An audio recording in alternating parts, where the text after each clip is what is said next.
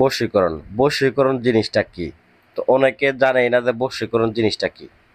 তো বশীকরণ বলতে কোনো ব্যক্তিকে নিজের প্রতি বাধ্যগত করে রাখা বা নিজের নিয়ন্ত্রণে করে রাখা।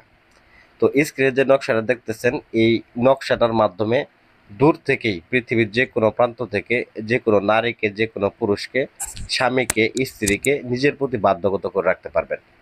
তো বশীকরণ কাজটা করলে হবে কি, এই বিদ্যাটা দিয়ে কাজটা করলে কি হবে, এই বিদ্যাটা যখন আপনি ব্যবহার করবেন 24 ঘন্টা পর থেকে দেখবেন আপনার স্ত্রী যদি আপনার কথা না শুনে থাকে, সে ব্যক্তি আপনার কথা শুনতে থাকবে। বা আপনার স্বামী যদি পরকীয়া করে থাকে, পরকীয়া বিচ্ছেদ হয়ে সে ব্যক্তি আপনার কাছে ফেরত আসবে এবং আপনার কথায় উঠবে, আপনার কথায় বসবে। তো এটা কিভাবে কাজটা করবেন পূর্ণাঙ্গ নিয়মে আমি এখন যে চলে যাইতেছি। নিয়মটা মনোযোগ সহকারে শুনবেন। যদি নিয়ম টেনে দেখেন, ভিডিও টেনে টেনে দেখেন, তাহলে কিন্তু এটা নিয়ম সম্পর্কে বুঝতে পারবেন না, কাজটাও করতে পারবেন না। এতে করে কি হবে, বিভিন্ন কবিরাজের দ্বারা দ্বারা ঘুরবেন, বিভিন্ন কবিরাজের ভিডিও দেখবেন, কিন্তু ফলাফল শূন্য। শেষে কিন্তু আপনার কাজ একটুও হবে না, শুধু ঘুরতেই থাকবেন। এই জন্য বসে কাজ, নিজের কাজ নিজে হাসিল করবেন। নিজে দেখে দেখে আগে শিখেন। নিজে না করতে পারলেও আগে বুঝতে হবে যে জিনিসটা কি। তো এই বিদ্যাটা কাজ করার ক্ষেত্রে প্রথমত যে সকল জিনিসগুলা প্রয়োজন, সেই জিনিসগুলোর নাম আমি আপনাদেরকে বলে দিতেছি। এই জিনিসগুলা সংগ্রহ করে নিয়ে তারপর আপনারা কাজটা করতে বসবেন। তো কাজটা করার উপযুক্ত দিন হচ্ছে যে কোনো শনিবার অথবা মঙ্গলবারের দিন এই কাজটাকে করতে হবে।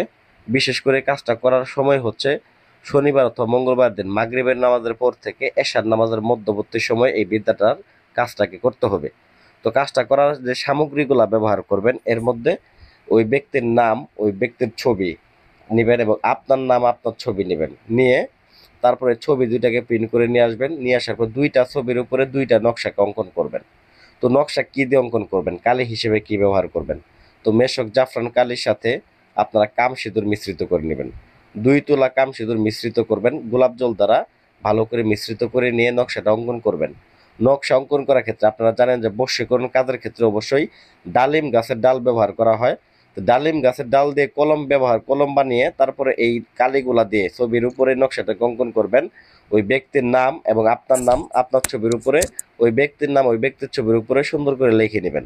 তো অবশ্যই এই নকশা অঙ্কন করার ক্ষেত্রে কিন্তু কোনোভাবেই ভুল করা যাবে না, কারণ নকশাটা অত্যন্ত পাওয়ারফুল বিদ্যা। নকশার উপরে বিশ্বাস রাখতে হবে, কারণ বিশ্বাসে মিলাই বস্তু তর্কে বহুদূর।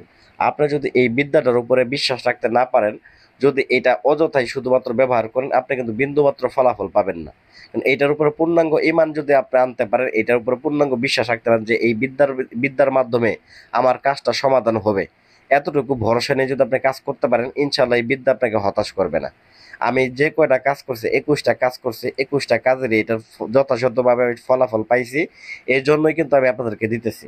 তো এই বিদ্যাটা সৌদি প্রবাসী এক ভাইয়ের জন্য আমি কাজটা করিতেছি, এই ফাঁকে আপনাদেরকে ভিডিও করে দিতেছি।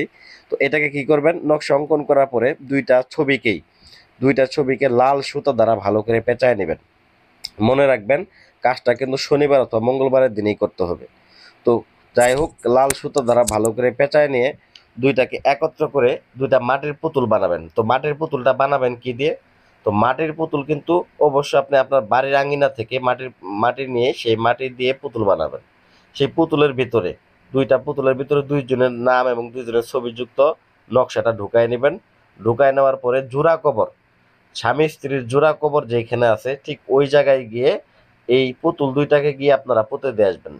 যদি আপনার স্বামীটা পুঁতবে, স্বামীর পুতুলটাকে পুঁতবেন স্বামীর কবরে এবং স্ত্রীর পুতুলটাকে পুঁতবেন স্ত্রীর কবরে।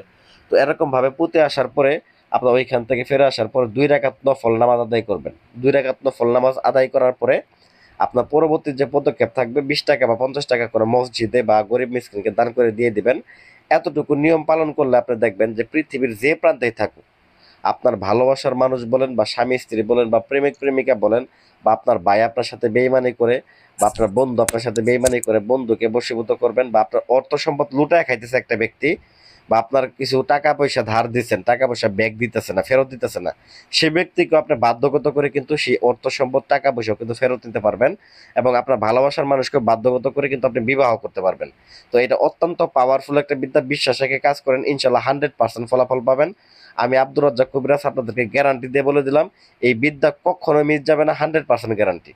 তো আশা করি পরবর্তী ভিডিওতে আপনারা আরো ভালো কিছু জানতে পারবেন। ধন্যবাদ সবাইকে। আসসালামু আলাইকুম ওয়া রাহমাতুল্লাহি ওয়া বারাকাতুহু।